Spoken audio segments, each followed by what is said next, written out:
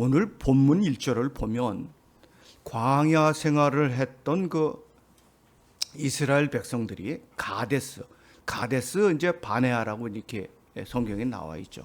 그냥 쉽게 가데스라는 곳에 도착을 합니다. 거기서 모세의 누나 미리암이 죽고 이제 장사를 치르게 되죠. 그런데 여러분, 이 가데스라는 곳은 어떠한 곳인가요? 이스라엘 민족이 정말 잊어서는 안 되는 그런 역사적인 장소입니다. 가데스 그곳은 40년 전에 하나님께서 가나안 땅을 정복하라고 명령했던 그런 장소입니다. 당시 이스라엘 12지파의 대표들은 정복하기 전에 먼저 정탐부터 다녀오겠다고 하면서 40일 동안 가나안 땅을 돌아보고 왔습니다. 그런데 정탐을 다녀온 사람들이 하는 말이 무엇인가요? 가나안 땅은 강한 성읍들이며 거기에는 네피림이라는 거인들이 살고 있어서 절대로 정복할 수 없다고. 그러면서 하는 말이 이제는 우리는 갈 곳이 없어. 여기서 죽게 생겼다고. 밤새 대성통곡을 합니다. 차라리 애굽에서 죽거나 광야에서 일찍 죽었어야 한다고 하면서 큰 소리로 울부짖으며 소란을 피우며 하나님의 명령에 반역했던 장소입니다. 이 내용에 대해서는 민수기 13장하고 신명기 1장을 가보면 자세하게 나와 있습니다. 하나님은 그런 저들을 징계하셨습니다. 12지파 대표 중에서 누구누구 여호수아와 갈렙을 제외하고는 다 죽게 됩니다. 그리고 길어야 2주 정도 걸어가면 들어갈 수 있었던 가나안 땅을 무려 40년에 걸쳐서 광야를 돌게 하셨습니다. 그리고 오늘 본문 1절의 말씀처럼 40년이 되던 첫 달에 다시 가데스 그 땅에 오게 된 겁니다. 이제 가나안 땅 입성을 코앞에 두고 있었습니다. 그런데 그들은 물이 없다고 모세와 아론에게 덤벼들어서 심하게 다투며 또다시 소요를 일으키고 있습니다.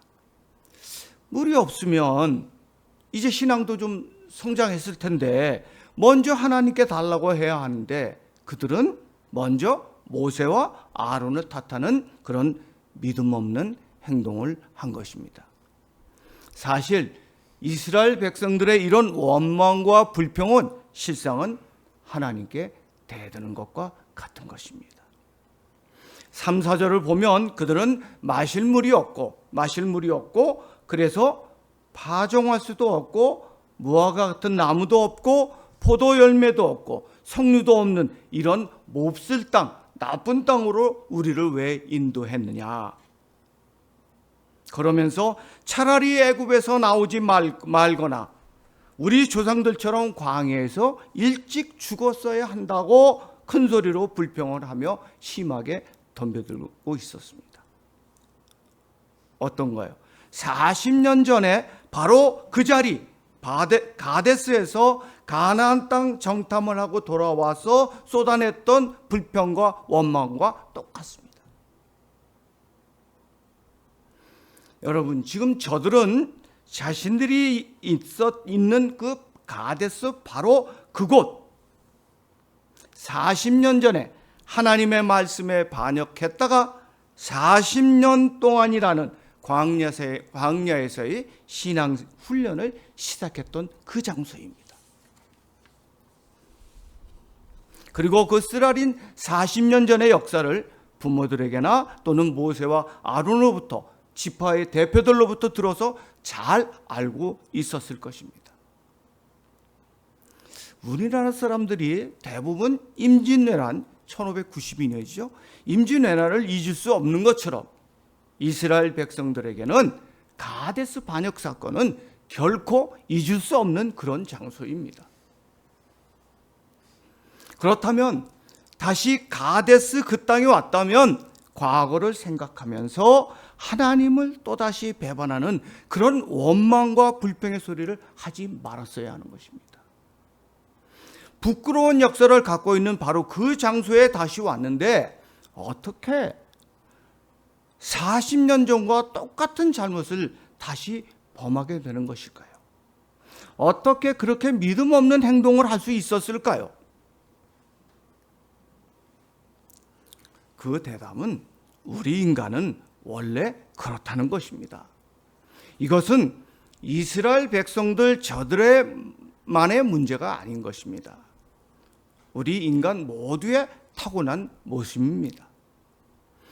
우리가 한순간이라도 믿음의 끈을 놓게 되면 내 뜻대로 되지 않는 현실에 불평을 쏟아넣게 되면 우리도 이스라엘 백성들처럼 그렇게 될 수 있다는 것입니다. 그것은 평신도이든 집사나 권사나 장로이든 누구든지 예외가 없습니다. 금요 교회에서 금요 기도회를 하는데 가기 전에 공부를 너무 못하는 아들이 있어서 내일 모레가 이제 중간고사인지라 용돈도 좀 주고 겨우겨우 달래서 니들 잘 들어야 돼. 책상에 앉혀놓고 공부하는 것을 보고 교회로 왔습니다. 교회에서 은혜를 많이 받았습니다. 은혜 충만해서 집으로 갑니다. 은혜를 받았으니까 아들이 잘 하리라는 기대를 갖고 집에 왔는데 문을 열고 들어가 보니 그만 공부하라는 공부는 안 하고 게임에 몰두하는 아들을 보게 되니 화를 참지 못해서 은혜를 바닥에 쏟아내는 것이 우리의 믿음입니다. 이건 제 경우의 얘기입니다. 30년, 40년 신앙생활을 잘 하다가도 어느 한순간 무너질 수 있는 것이 우리 믿음입니다. 자, 그러면 이스라엘 백성들의 그 원망에 대한 모세의 반응은 어땠을까요? 모세는 늘 그러했듯이 먼저 하나님 앞에 엎드렸습니다. 그러자 하나님께서는 지팡이를 갖고 회중을 모으고 반석에게 명령하여 물을 내라고 말씀하셨습니다. 그런데 모세가 반석을 치기 전에 이스라엘 백성들을 보게 되니까 갑자기 화가 치밀어 올랐습니다. 지난 40년 동안 툭하면 반역하고 원망하며 대들었던 저들이 가나안 땅 입성을 앞두고 또다시 그런 불신앙적인 행동을 하는 것을 보면서 순간적으로 화가 확 치솟아 오른 것입니다. 너무도 화가 난 나머지 저주의 말을 쏟아내며 지팡이로 2번이나 반석을 치게 됩니다. 그런데 문제는 하나님께서는 바로 그 현장을 전부 다 보고 계셨습니다. 하나님은 모세가 분을 참지 못하며 하나님의 거룩함을 나타내지 않았다는 이유로 모세와 아론은 가나안 땅에 들어가지 못하는 징계를 받게 됩니다. 정말 모세와 아론은 원통하고 억울했을 것입니다. 애굽에서 10번의 재앙을 치르면서 바로 왕과의 그 영적 전투를 이겨냈고 이스라엘 민족들을 또 홍해를 건너게 했습니다. 그리고 지난 40년간의 광야에서 말 많고 툭하면 원망하고 불평하고 애굽으로 돌아가겠다, 광야에서 죽어야 한다, 이렇게 원망하며 불평하는 저들을 헌신적으로 섬겼습니다. 문제가 생길 때마다 모세는 하나님께 기도하며 저들을 설득하며 끝까지 인내하며 마침내 가데스, 지금 그 자리까지 오게 된 것입니다. 그런데 40년의 광야 훈련을 마치는 자리에서 또다시 그런 배반의 모습을 보자 순간적으로 화를 참을 수가 없게 되었습니다. 그로 인해서 가나안 땅에 들어가지 못하는 날벼락과 같은 정말 안타까운 일이 일어나고 만 것입니다. 우리가 생각해도 모세와 아론에게 내린 징계가 너무 지나치지 않았는가 하는 생각이 들게 됩니다. 하나님께서 가장 크게 쓰신 최초의 선지자요, 하나님께서 이 땅에서 가장 온유한 자라고 말씀하셨으며 하나님의 뒷모습까지도 보게 하신 유일한 충신을 어떻게 그렇게 야속하게 징계를 할 수 있었을까요? 잘 이해가 되지 않습니다.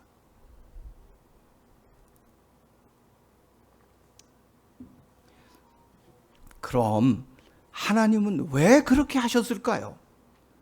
그렇게 하신 이유를 오늘 본문이 잘 말해주고 있습니다. 더러는 모세가 징계를 받는 이유를 화를 내며 반석을 2번 친 것이기 때문이라고 이렇게 이유를 대는데, 사실 반석을 치라는 말씀은 없었습니다. 반석을 치느냐 마느냐는 징계와 상관이 없습니다. 문제는 모세가 어떤 저주의 말을 누구에게 쏟아내는 것에 초점을 맞춰야 합니다. 우선 모세가 10절에서 저주한 말은 무엇인가요? 반역한 너희여 들으라, 우리가 너희를 위해서 이 반석에서 물을 내랴. 이 문장이었습니다. 이 말이었습니다. 그런데 사실 여기서 우리가 참고했을 사항은 옛날 성경에는 반역이라는 단어 대신 패역이라는 단어를 썼습니다. 잘 보세요. 반역은 통상 통치자의 자리를 빼앗는 행위를 말하고 있습니다. 그러나 패역은 마땅히 따라야 할 명령이나 도리를 따르지 않고 불순종하며 거역하는 것을 말하는 것입니다. 그래서 패역이라는 단어는 주로 부모와 자식 간에 사용되는 것입니다. 이스라엘 백성이 지금 하나님 아버지께 불순종하며 거역했기 때문에 패역이라는 단어가 문장상으로 더 잘 어울립니다.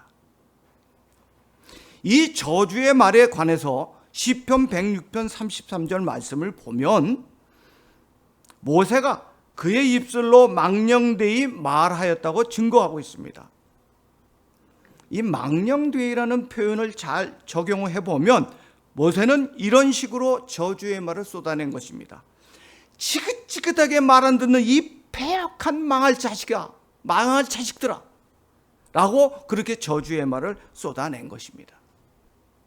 그런데 여러분, 모세가 이 저주의 말을 누구한테 한 것일까요? 그것은 지금 자신 앞에 있는 회중을 향해서 쏟아낸 것입니다. 회중은 누구인가요? 이스라엘 백성입니다. 오늘 본문을 보면 이 짧은 13개 절의 문장에서 회중이라는 단어를 9번 씁니다. 우리 성경을 한번 볼까요? 자, 제가 이제 보겠습니다. 1절에 첫 달에 이스라엘 자손 곧 온 회중, 2절에 회중이 무리 없으므로, 3절에 백성이, 4절에 너희가 어찌하여 여호와의 회중, 그렇게 나오죠. 5절 이제 6절에 모세와 아론이 회중 앞을, 그 다음에 또 나옵니다. 8절에 보면 지팡이를 가지고 내형 아론과 함께 회중을 모으고, 그리고 또 이어서 내가 그 반석이 물을 내게 하여 회중과 그들의 짐승에게 마시게 할지니라. 그 다음에 또 10절에서도 모세와 아론이 회중을 그 반석 앞에 모으고, 이렇게 나오죠. 그 다음에 11절에도 물이 쏟아 나오므로 회중과 그들의 짐승을 마시니라. 12절에 나를 믿지 아니고 이스라엘 자손이라는 표현도 또 나옵니다. 그리고 이 회중이라는 동일한 또 표현이 나오죠. 그리고 13절에 이스라엘 자손이라는 표현이 이어서 나옵니다. 이것을 정리해 보면 회중이라는 단어가 9번 나오고, 그리고 백성이라는 표현이 2번 나오고, 그리고 그들이 이스라엘 자손이라는 표현이 1번 나옵니다. 이것은 전부 무엇을 말하는 것일까요? 회중, 백성, 이스라엘 자손이라는 이 12번의 표현들은 전부 하나님의 자녀를 말하는 것입니다. 그러니까 주님은 오늘 본문을 통해서 하나님의 자녀라는 것을 그렇게 강조하셨습니다. 그러니까 모세는 지금 하나님 아버지의 자녀들에게 그렇게 저주의 말을 쏟아낸 것입니다. 그런데 여러분, 하나님은 모세가 자신의 자녀들에게 저주의 말을 퍼붓는 것을 다 보고 듣고 계셨습니다. 하나님께서는 자신의 자녀들이 그런 치욕적인 저주의 말을 듣는 것을 참으실 수가 없으셨습니다. 모세는 지금 하나님의 자녀를 건드린 것입니다. 하나님의 자녀를 저주하고 욕을 한 것은 그들의 부모인 아버지 하나님의 거룩성을 건드린 것입니다. 모세는 하나님이 보고 계시는 그 현장에서 하나님의 자녀들을 저주함으로써 하나님의 거룩하신 이름과 명예를 크게 욕되게 하며 훼손시켰던 것입니다. 자, 여기서 우리가 모세의 역할이 무엇인지를 살펴보면 좀 더 이해가 쉽게 될 것입니다. 모세의 역할은 무엇인가요? 그는 가정교사와 같은 사람입니다. 하나님으로부터 하나님의 자녀들을 말씀으로 잘 가르치라고 가정교사로 임명을 받은 사람인 것입니다. 자, 보세요. 어떤 가정교사가 한 학생을 몇 년째 가르치고 있었습니다. 그런데 학생이 예습도 복습도 잘 안 하며 가르치는 만큼 공부에 열심을 내지 않습니다. 몸에서는 담배 냄새가 나고 게임하고 친구들과 노는 일에만 열심을 내고 있습니다. 그러다가 대학 수능 시험을 앞두고 모의고사를 치루었는데 처참한 성적표를 받았습니다. 그것을 본 가정교사는 그동안 가르친 것이 허사가 된 것 같아 화가 나면서 한다는 말이, 야, 이 망할 자식아, 제발 말 좀 들어라. 이렇게 해서 밥 빌어먹고 살겠냐? 라고 야단을 칩니다. 그런데 거실에서 그 이야기를 들은 아버지의 심정이 어떻겠습니까? 자신의 자녀가 속을 많이 썩이는 것은 자신도 잘 알지만 그래도 자기 자녀가 다른 사람에게서 그런 저주의 말을 듣는 것은 견딜 수가 없었습니다. 그래서 그 가정교사를 해고했습니다. 그렇습니다. 하나님은 모세가 자신의 자녀들에게 저주의 말을 하는 것을 견딜 수가 없었습니다. 만일 모세가 아니고 다른 사람들이었다면 그들은 아마도 죽음의 처벌을 받았을 것입니다. 모세이기 때문에 가나안 땅에 들어갈 수 없다는 징계로 끝난 것입니다. 여러분, 하나님은 광야 생활 40년을 마치며 가나안 땅에 들어가려는 마지막 순간에도 하나님의 속을 썩이는 자신의 자녀들에게 야단이나 어떤 징계도 하지 않으셨습니다. 아마도 모세가 한 저주에 너무도 마음이 상하셔서 오히려 자신의 자녀들을 야단치지 않으셨던 것 같습니다. 이제 하나님은 자신의 자녀들에게 충분한 물을 마시게 하고 그들을 약속하신 젖과 꿀이 흐르는 가나안 땅으로 끝내 인도하셨습니다. 여러분, 하나님은 자기 자식이라면 그가 속을 썩이며 집을 나가 탕자처럼 살며 불신앙의 모습을 보일지라도 모세를 징계하는 경우가 있어도 절대 자기 자식을 포기하지 않으십니다. 자녀가 믿음의 올바른 길을 가도록 때로는 야단을 치며 징계를 하는 경우가 있을지라도 그 속에서도 하나님은 자신의 자녀들에 대한 깊은 사랑과 애정을 절대 놓지 않으십니다. 이 세상의 그 어떤 세력도 그것이 모세일지라도 하나님의 자녀를 모욕하고 저주하고 건드리는 것도 절대 용납하지 않으십니다. 자신의 자녀가 모욕을 받거나 고통을 받거나 공경에 처해 있는 것을 하나님은 못 견뎌 하십니다. 설령 우리가 잘못한 것이 있어서 징계를 받는 경우가 있어도 그때에도 하나님은 우리에게 시선을 절대 놓지 않으시고 우리를 붙잡은 손을 놓지 않으십니다. 호세아서 11장 7절 9절을 우리 한번 같이 보도록 하겠습니다.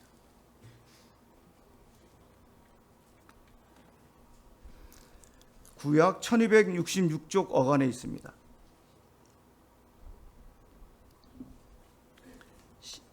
호세아서 11장 7절 8절 9절입니다. 자,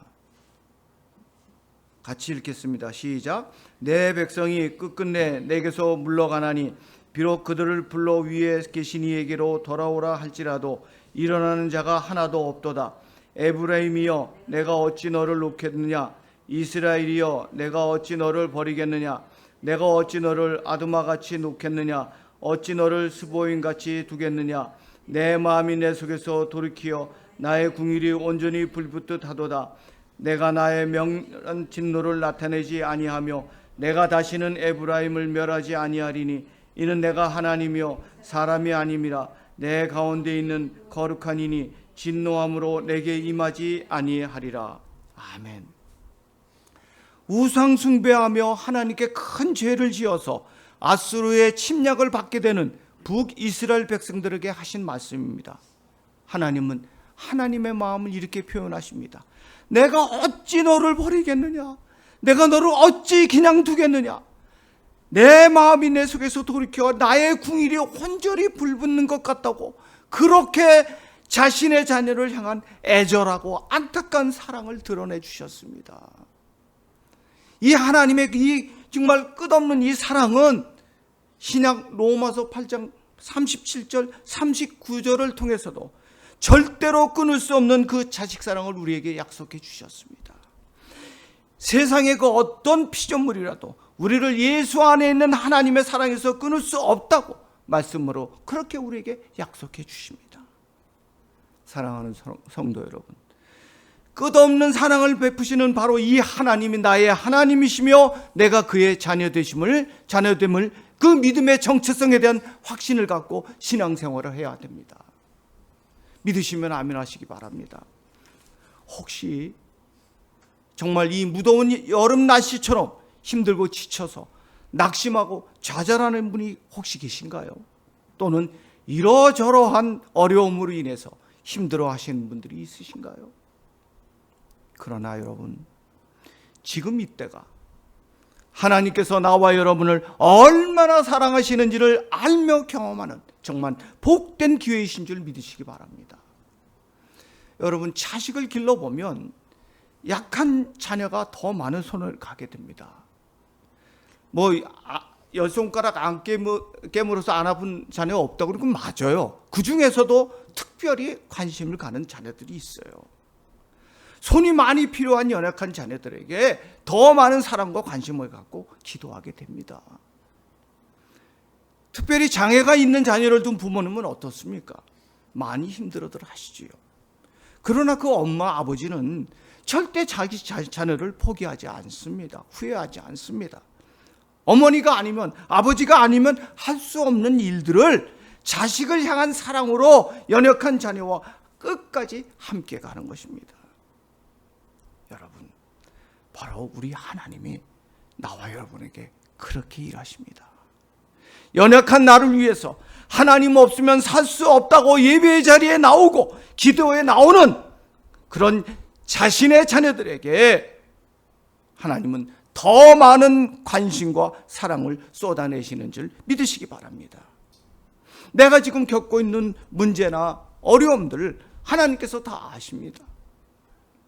하나님은 자신의 자녀인 나와 여러분을 품으시고 끝까지 이겨내게 하실 것입니다. 무슨 일이 있어도 그 누가 덤벼들어도 하나님은 우리를 절대 놓지 않으실 것입니다. 그냥 놔두지 않으실 것입니다. 시편 139편 8절 10절을 보면 하나님은 내가 지옥과 같은 극한 상황을 마주하게 될지라도 또는 바다 끝에 거할지라도 거기서도 주의 손이 나와 여러분을 인도하시고 붙들어 주심을 믿으시기 바랍니다. 지금 어려운 문제를 겪고 계신가요? 다시 믿음의 힘을 내시길 바랍니다. 독생자 예수님을 십자가로 내어주시기까지 나를 사랑하시며 나를 자녀 삼으신 내 아버지 하나님께서 다 보고 알고 듣고 계십니다. 바로 이 하나님께서 나와 여러분을 끝까지 도우실 것을 믿으시며 다시 믿음의 힘을 내시기를 부탁을 드립니다.